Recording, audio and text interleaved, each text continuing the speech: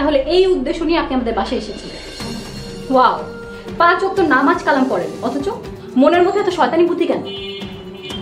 মিম, আপনি কি কইতেছেন আমি বুঝতে পারতেছি না।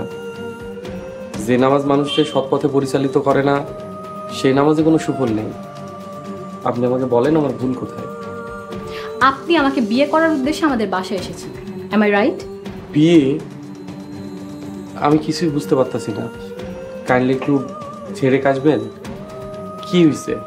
আপনার বাবা আমার আর আপনার বিয়ের কথা বলে গেছে আমার বাবা মার কাছে, আর আপনি এমন ভান করছেন যেন আপনি কিছুই জানেন না।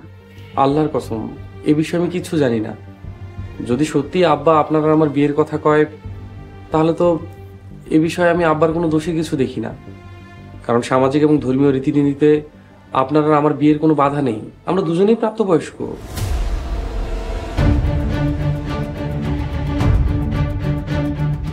ভালো করে নিজেকে আয়নায় দেখুন, এরপর আপনার পাশে আমাকে কল্পনা করুন কোন অ্যাঙ্গেলে আপনার সাথে আমাকে যায়। আমি আধুনিক শিক্ষায় শিক্ষিত একটি মেয়ে, আর আপনি?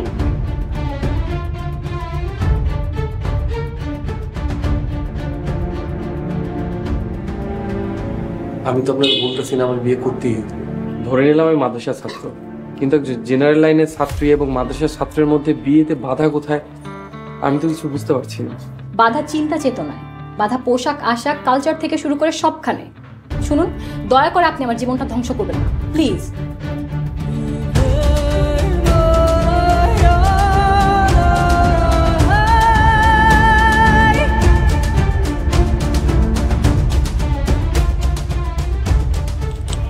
হে আল্লাহ, আমাকে আপনি শেষ নবী মোহাম্মদ সাল্লাল্লাহু আলাইহি ওয়াসাল্লামের খাস উম্মতদের সাথে শামিল করুন, আমিন।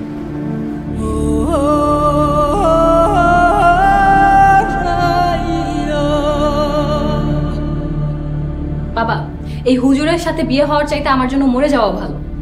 নাউজুবিল্লাহ। Mind your language.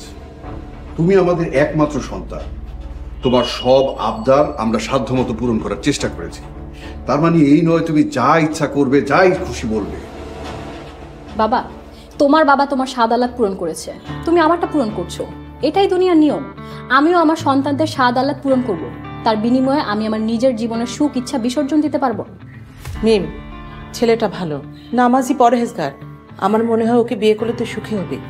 মা, তুমি কি করে গ্যারান্টি দাও যে আমি সুখী হতে পারবো? এই ছেলের পাশে দাঁড়াতে আমার অরুচি হয়। তাকে বিয়ে করে একই ছাদের নিচে একই বিছানায় থাকবো কিভাবে? ভীম, খবরদার বলছি, খালিদকে নিয়ে আর একটা অপমানসূচক কথা বলবে না। তাহলে আমাকে আর বলতে বাধ্য করো না। আর একটা কথা মনে রাখবা, সব সময় বাবা মার সিদ্ধান্ত সঠিক নাও হতে পারে। হায় আল্লাহ, এমন দিনও দেখতে হলো। আমি আক্তারকে কি জবাব দিব? আমার মান সম্মান, আক্তারের সাথে আমার সম্পর্ক শেষ। ওর সামনে আমি মুখ দেখাবো কেমন করে? চাচা, আপনি চিন্তা করবেন না, আমি বাবাকে সব বুঝিয়ে বলবো। আমার বাবাকে আমি চিনি, আমি বুঝিয়ে বলবে উনি নিশ্চয়ই বুঝবেন। মিস্টার খালিদ, আপনার এই কথাটা আমার খুব ভালো লেগেছে। দেখেছো বাবা, মিস্টার খালিদের কথা ওনার বাবা শুনবেন। মিস্টার খালিদ কনফিডেন্টের সাথে বলেছেন যে শুনবেন। বাবার এমনই হওয়া উচিত। ধন্যবাদ মিস্টার খালিদ, আপনি অনেক বুদ্ধিমান। আমি দোয়া করি আপনি আপনার মনের মতো সুন্দরী একজন জীবনসঙ্গী খুঁজে পান। আপনি আমাকে আর আমি আপনাকে ডিজার্ভ করি না, আমাদের চিন্তা ধারণাও ভিন্ন। মিম, একদিন সবাইকে আল্লাহর রহমত প্রত্যাশা করতে হয়। কোনো না কোনো একদিন সবাই সেটা বোঝে। কারো বুঝ খুব সঠিক সময়ে আসে, কারো বুঝ আসে মৃত্যুর আগে।